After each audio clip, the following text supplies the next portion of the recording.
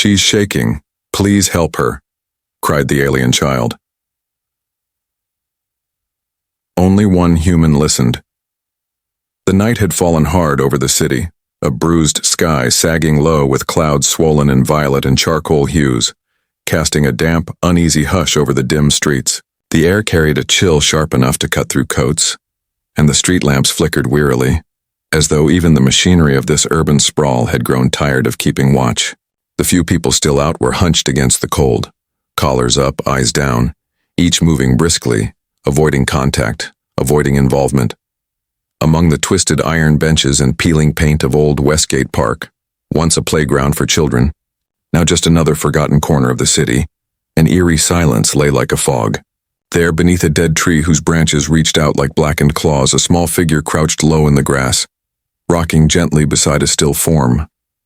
The child, clearly not of Earth, was small and slight, with thin, silver-blue limbs curled tightly around the trembling figure of her mother. Her eyes, oversized and luminous, shimmered with tears that ran down pale, translucent cheeks and disappeared into the worn fabric of her tunic.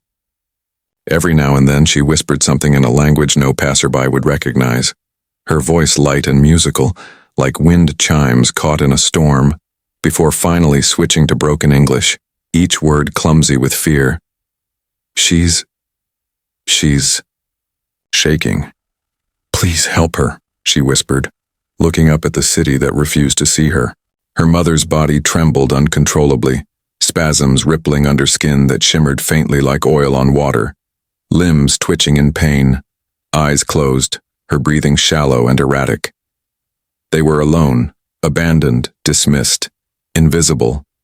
Dozens of people had walked past them that evening, some slowing to stare briefly, most simply quickening their pace with a frown, a shake of the head, or a muttered curse. Some assumed it was performance art, a ploy for sympathy or worse, an attempt at viral manipulation by those alien sympathizers always cropping up in tabloids.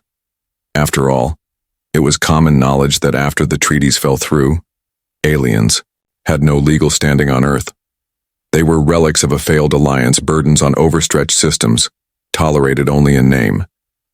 That's why when Alex Ward heard the voice, fragile, desperate, soaked in terror, he almost didn't believe it. It was late, well past midnight, and he dozed off again on his usual bench with his coat tucked under his chin and a book, half open on his lap, the glow from the overhead lamps casting fractured shadows on the cracked path beside him. Sleep was always uneasy for Alex these days.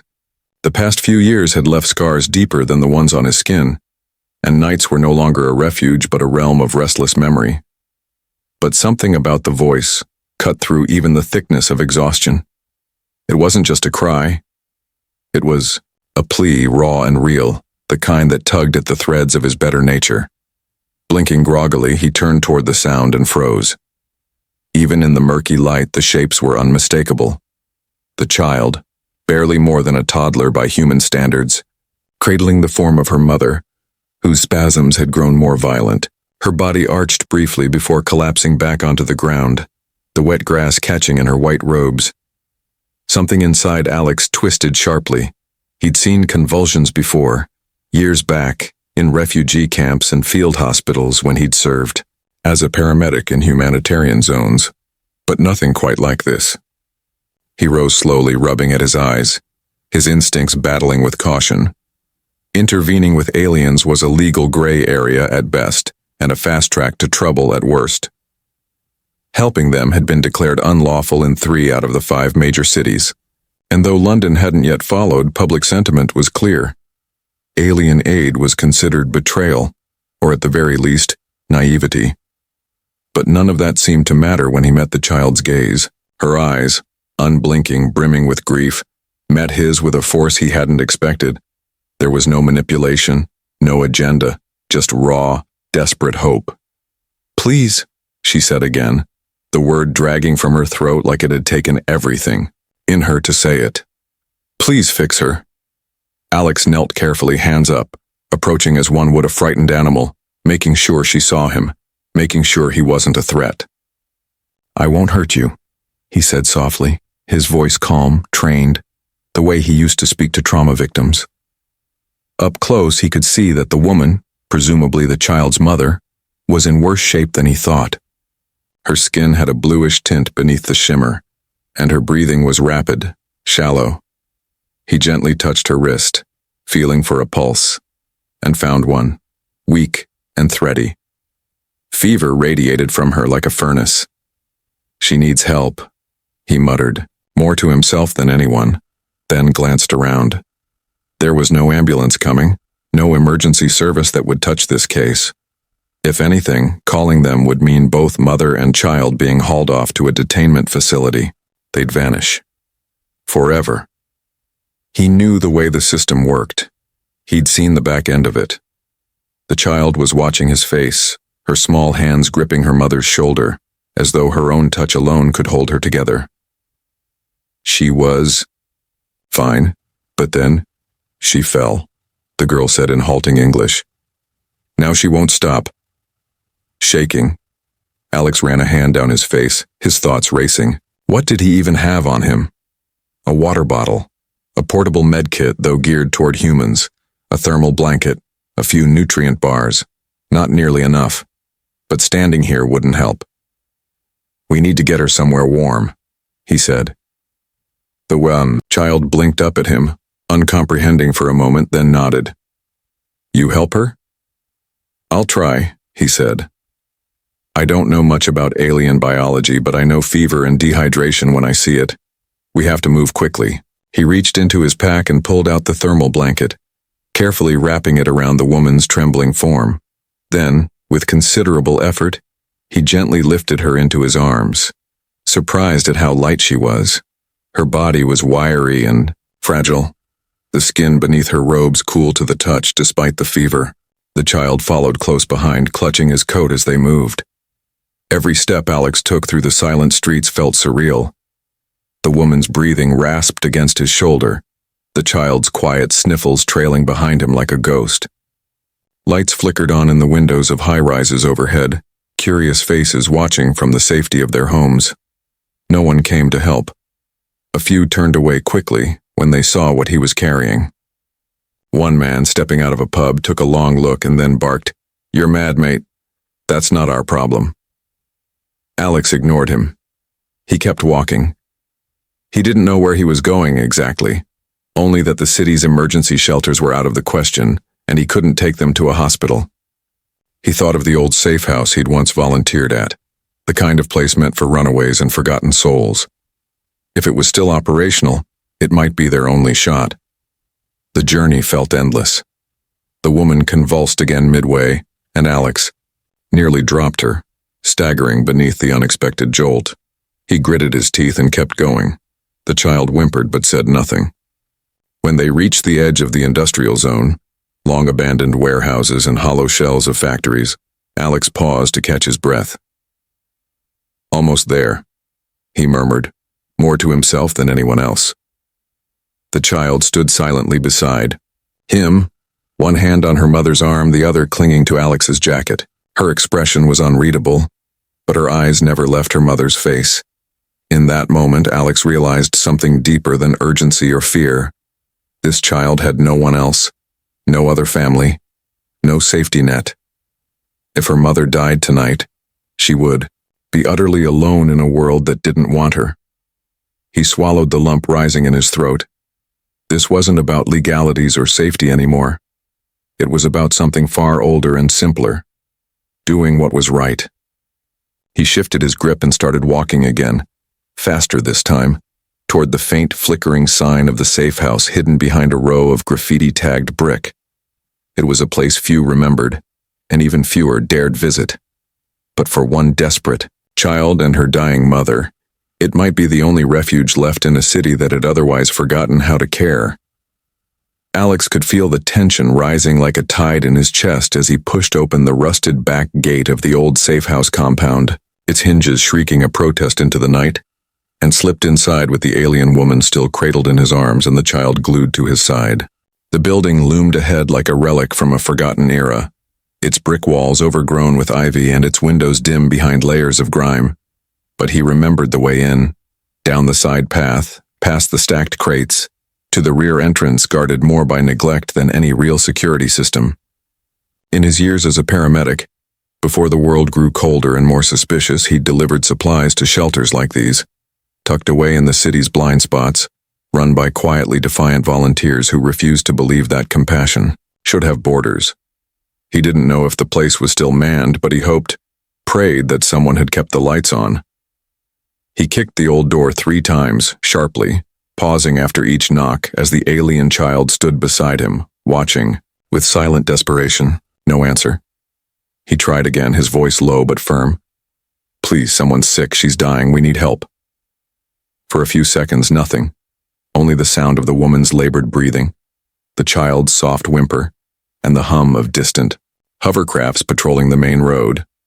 Then, a flicker of movement behind the dusty window.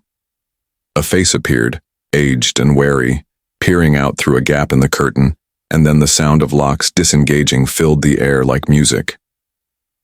The door creaked open to reveal a man Alex recognized, Jared, an old contact who used to run emergency supply routes during the refugee crisis.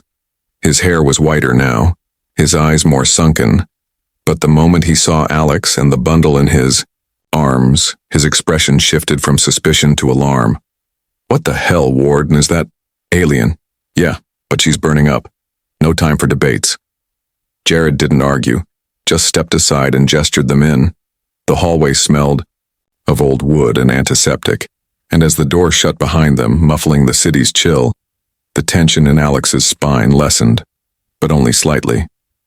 They laid the woman down on a cot in the back room, a space once used for overflow patients but now stacked with emergency bedding and crates of outdated medical supplies. Jared worked quickly, pulling out an old scanner, the kind they used before, the border axe, and running it along the woman's body.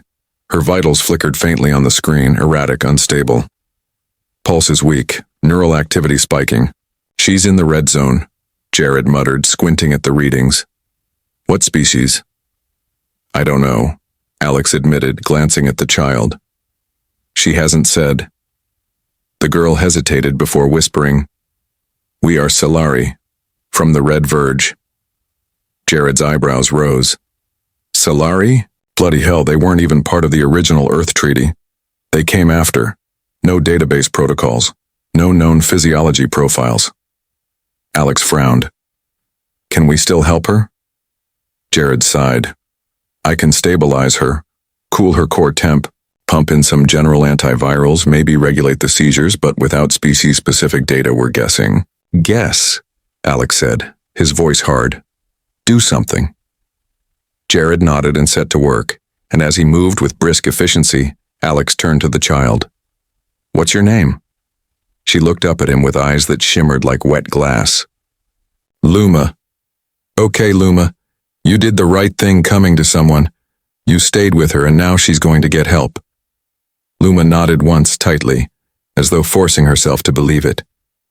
Alex's mind churned behind the calm facade. Helping her had already crossed an invisible line. He could be reported, detained, branded a sympathizer, or worse. The xenophobia that had gripped the cities after the collapse of the Interplanetary Accord had turned citizens into informants, neighbors into spies. All it would take was one post, one camera drone, one nosy onlooker who'd seen him carrying the alien woman through the streets, and his entire life could unravel. And yet, none of that mattered when he looked into Luma's eyes. She was just a child, a scared, grieving child, and her mother was fighting for every breath. How could he walk away? How could anyone? But the truth was, most people did. Alex knew that too well. After the breakdown of diplomacy between Earth and the Verge colonies, aliens had become persona non grata. No rights, no protections, no recourse. There were whispered stories of alien refugees disappearing after seeking help, scooped up by black site enforcement squads, or handed off to processing centers no journalist had ever been allowed to enter. Entire families had vanished. Those who remained learned to hide, to scavenge, to survive in the margins of the human world. It made what Alex was doing not just rare, but dangerous. He thought briefly of the life he'd built in the past few years. His modest job as a repair tech, his rented flat near the docks, the dog-eared stack of books beside his bed, and knew that if this night ended badly, he might never see any of it again. "You're thinking too loud," Jared muttered, not looking up from his work. "I can practically hear the gears grinding. You're already in it, mate. Might as well own it." Alex forced a thin smile. "Just trying to remember if I ever signed up for this kind of trouble." "No one signs up," Jared said. "We just stop walking when everyone else keeps going." The woman stirred on the cot, her limbs twitching again, but the tremors were less violent now. Jared administered a shot of something glowing and yellow into a vein along her collarbone. "This might calm her nervous system," he said. "Might. Is there anything I can do?" Luma asked, her voice barely above a whisper. Jared glanced at her, then handed her a small wet cloth. "Wipe her forehead. Talk to her. Sometimes the body listens to voices it knows." The girl nodded solemnly and perched beside her mother, gently brushing her forehead and whispering in the Solari tongue, a series of flowing, melodic tones that sounded almost like a lullaby. The mother's breathing steadied and her eyes fluttered beneath closed lids. Alex watched them for a long moment, then stepped into the hallway with Jared. "How bad is it?" Jared leaned against the wall, rubbing his temples. "She's got a multi-system infection, high fever, severe dehydration, and neurochemical spikes I can't map. It's a miracle she's still alive." "But you think she'll make it?" "If her system responds to treatment tonight, maybe. But we're one power outage away from losing everything. And if someone finds out?" Jared's jaw tensed. "They'll shut us down, you'll be arrested, she'll disappear. And the kid? Well, best not to think about that." Alex exhaled slowly. "I couldn't just leave them." "I know," Jared said. "I wouldn't have either." They stood in silence for a moment, the distant hum of medical equipment the only sound. Finally, Jared clapped him on the shoulder. "Get some rest. I'll monitor her through the night. You did your part." But rest was a foreign concept to Alex now. As he settled into a corner chair in the far room, listening to the soft murmur of Luma's voice and the steady beeping of stabilization monitors, his mind whirled. This wasn't just a rescue, it was the beginning of something bigger. He'd crossed a line, yes, but maybe it was time someone did. Because in a city of millions, only one man had stopped to listen to a desperate child's cry for help. And that perhaps said more about humanity than any law ever could. Morning broke slowly over the city, not with golden rays or birdsong, but with a gray, tepid light that seeped through the smog and bounced dully off the rooftops of Westgate's industrial district. The safe house remained hidden in its shadowed alleyway, its door shut tight against the outside world. But inside its worn brick walls, a different kind of dawn had begun to stir, one of cautious hope and quiet terror. Alex sat with his back against the peeling plaster of the hallway, legs stretched out before him, the stiffness in his joints a reminder that he hadn't slept at all. He'd drifted in and out of uneasy half-dreams, always waking with a jolt at the faintest sound from the infirmary beyond. The silence unnerved him more than any alarms would have. At last, a sound, a cough, sharp and brittle, echoed faintly through the hall. He was on his feet in a second, pushing open the infirmary door where a soft warmth had returned to the air, heated not only by the safe house's wheezing generator but by something far more vital. Breath, presence, life. The alien woman was still pale, her skin damp with sweat and her robes clinging to her frail form. But her convulsions had stopped. Her breathing was deeper now, steadier. She lay still, eyes closed but flickering beneath the lids, as if caught in dreams. Luma was curled on a blanket beside her mother's cot, one hand resting on her mother's arm, her face nestled against the fabric. She too slept, finally, her small chest rising and falling with the rhythm of exhaustion overcome. Jared stood by the bedside, arms crossed, his grizzled features unreadable, but when he met Alex's eyes, he gave a small nod. "She's stable," he said. "Still weak, still running a low fever, but the worst is past for now." Alex let out a breath he hadn't realized he'd been holding. "Thank you," he said. "Really." Don't thank me yet, Jared muttered, glancing toward the sealed window. We've got bigger problems coming. Alex frowned. What do you mean? Jared stepped past him into the hall and gestured toward the wall monitor, an old CRT unit they'd jerry-rigged into the safe house years ago to pull unencrypted public feeds.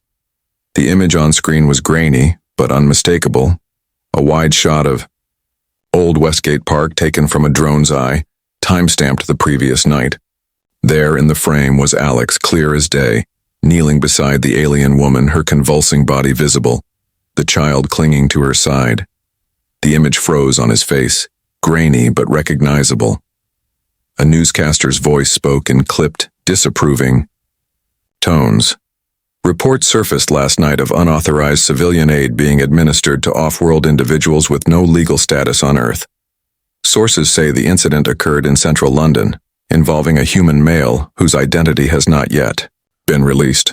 City officials remind citizens that rendering medical assistance to unregistered alien persons constitutes a breach of civic biosecurity law. Alex's mouth went dry. It's already out? Of course it is, Jared said grimly. There are more drones in the sky than pigeons these days. You were spotted, probably flagged by some auto-recognition bot and dumped onto a watch list within minutes. They're just waiting to name you. Alex leaned against the wall, staring at the screen. How much time do we have? Jared rubbed his temples. Hours. A day if we're lucky. Less if they've already pinged local enforcement. You've got to decide what you're doing, Alex, because if you're staying here, you'd better be ready to fight for more than just your conscience. Alex looked back toward the infirmary where the girl and her mother lay. They won't survive on the run. Then you better figure out where you're taking them, Jared said, voice hard but not unkind. Because this place can't shield them forever. The safe house still has ghosts in its walls, but it doesn't have miracles. That evening, while the city above rumbled on in indifference, Alex sat with Luma in the quiet corner of the safe house kitchen, where cracked tile met crooked cupboards, and the flickering light overhead cast everything in a faint yellow hue. Luma ate in small bites, slowly, eyes darting nervously toward the hallway each time she heard a noise. Is she going to die? She asked suddenly. The question wasn't dramatic. It was simple, flat, the way only a child who had seen much too young could speak. Alex knelt beside her, resting one hand gently on the table. She's not going to die, he said. She's resting, and Jared's helping her heal. You did everything right. People said she was unfixable, Luma said, her voice catching. They looked at us and walked away like we were trash. Alex felt something twist in his chest. They were wrong, he said. No one is unfixable. Not your mum. Not you. Not even you? She asked, her eyes searching his face. Alex blinked, thrown. What makes you think I'm broken? Your eyes, she said softly. They're tired. Like hers. He couldn't respond. Instead, he reached into his satchel and pulled out an old photo, a crumpled one of him in uniform standing beside a medic truck with his squad. He showed it to her. I used to help people a long time ago. I stopped when the world stopped caring. Luma studied the image. But you still care. I guess I never unlearned how, he murmured. Jared interrupted a few minutes later, with a sharp knock. News just got worse, he said, stepping in. Anonymous tip. Local enforcement now has your face flagged for surveillance. You're on the radar, Ward, and they've connected the dots. They're calling her bio-volatile. What does that mean? Luma asked. Alex hesitated.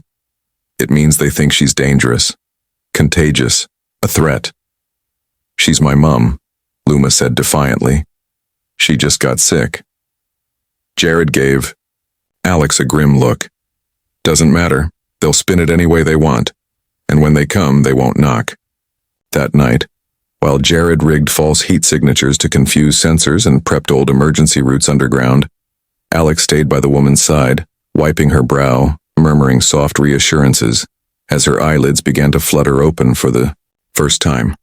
Her eyes, soft gold, faintly luminous, met his for a second, filled with confusion and pain. She tried to speak, but only a whisper came out. Luma. She's here, Alex said. Safe. You're safe too. For now. She blinked. Once. Her gaze drifted to the girl, curled beside her again, and a single tear slid down her cheek. She squeezed Alex's wrist weakly, not in fear, in gratitude. By morning, the plan was in motion. Jared had reached out to one of the few remaining extraction routes, an old contact, someone smuggling alien refugees to the Scottish Highlands, where small communities lived off-grid, beyond the reach of surveillance. It was risky, expensive, and uncertain. But it was a chance. As Alex loaded a medical pod into the back of an unmarked van, one Jared kept hidden beneath a tarp in the warehouse, he looked at Luma, who stood beside her mother's stretcher, now equipped with stabilizing monitors and nutrient drips. Are you ready? He asked. She nodded bravely. Will you come with us? Alex hesitated. This was the turning point. There would be no returning to his old life. No more quiet anonymity. If he stepped into that van, he'd be choosing exile, rebellion, a life lived in the shadows.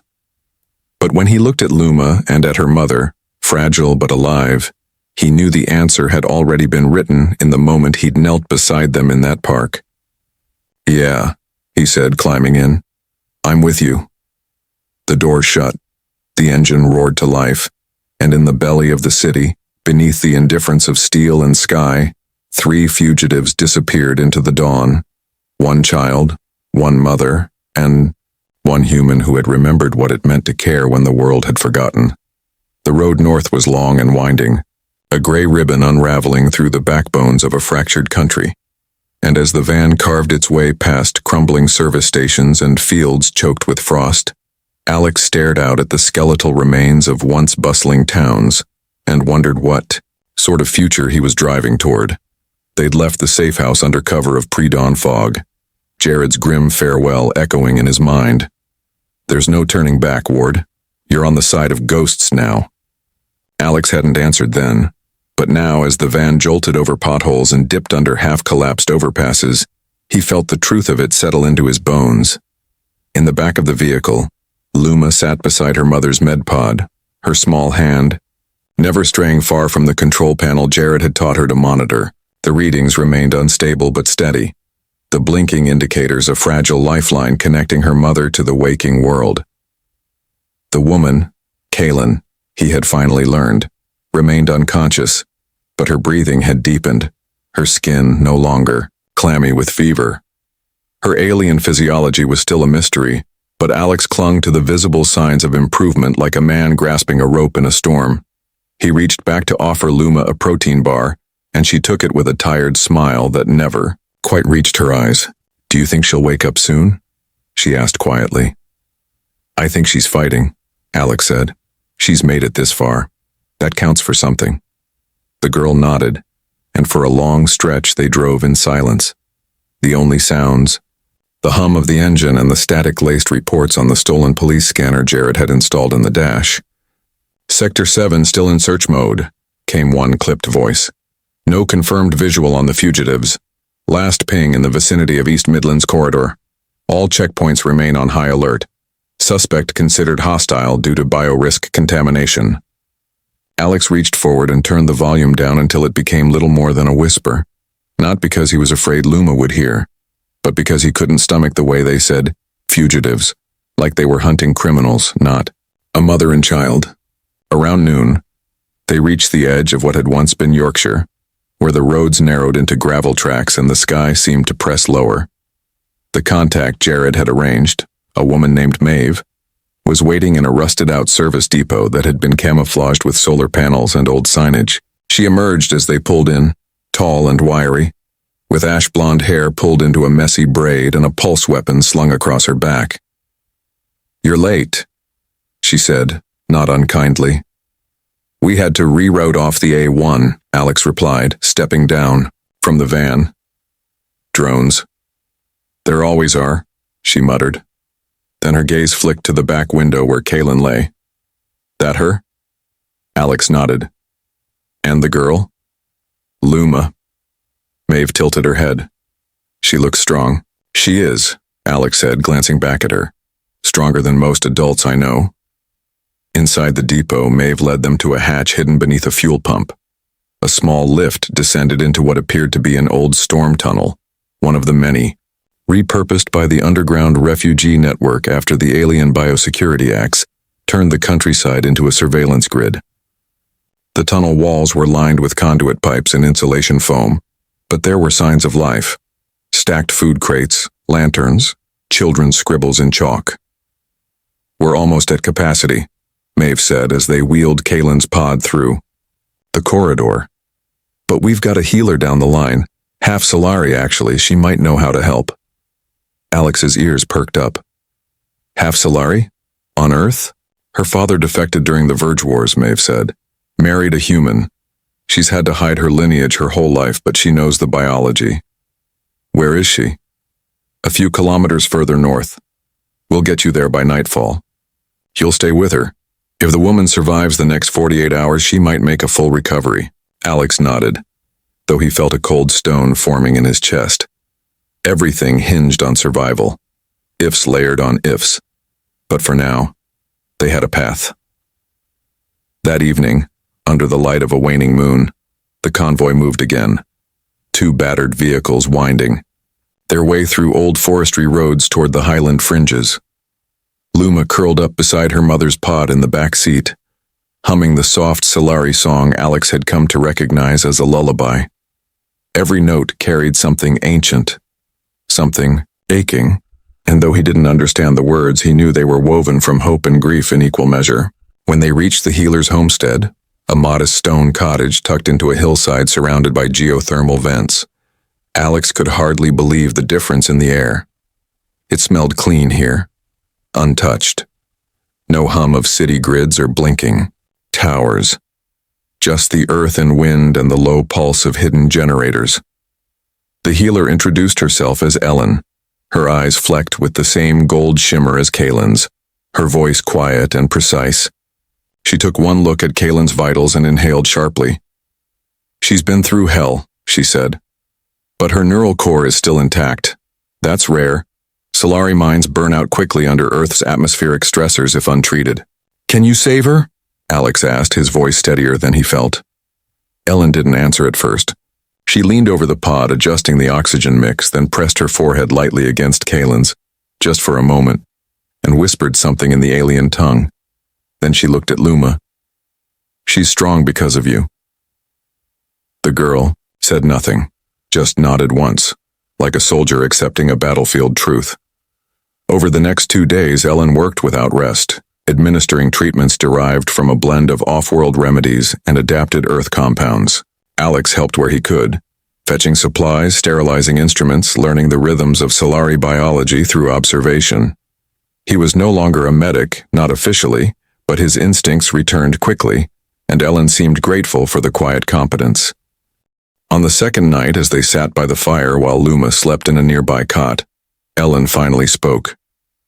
You realize you're marked now, she said. Once they confirm your ID, you'll never be able to go back. I know. And yet you stayed? Alex shrugged. Didn't feel like I had a choice. Most people still pretend they do, she said. That's the problem. Silence passed between them, comfortable this time. Finally, Ellen glanced toward the sleeping woman. Kalen was a linguist before the Exodus. She taught diplomacy to the first wave of Verge settlers. She believed Earth and Verge could share a future. What happened? They stopped listening. Ellen sighed. They decided fear was easier. Just before dawn, Kalen stirred. This time it wasn't just a flicker of eyelids or a twitch of fingers. She opened her eyes fully, scanned the room, and whispered a name. Luma. The girl was at her side in an instant, clinging to her mother with trembling joy. Alex stood back, heart pounding, watching as Kalen lifted a hand to her daughter's face, then turned her gaze to him. You saved her, she said, her voice weak but clear. You saved us. No, Alex said quietly. You saved each other. I just listened. She smiled, an exhausted, grateful smile, and the weight in Alex's chest eased just a little. In the days that followed, word of Kaylin's survival spread through the network. A Solari linguist, alive. A child who had crossed half a city begging for help. A human who had answered. The story became a whisper of rebellion, a testament that not all hearts had hardened. And though the cities burned with new policies, new threats, and tighter control, somewhere in the quiet highlands of a fractured earth, a girl played by the firelight, her mother beside her, and a man who had once lost his faith in humanity, finally found it again. Not in laws or governments or promises, but in the simple, enduring power of choosing to care when no one else will.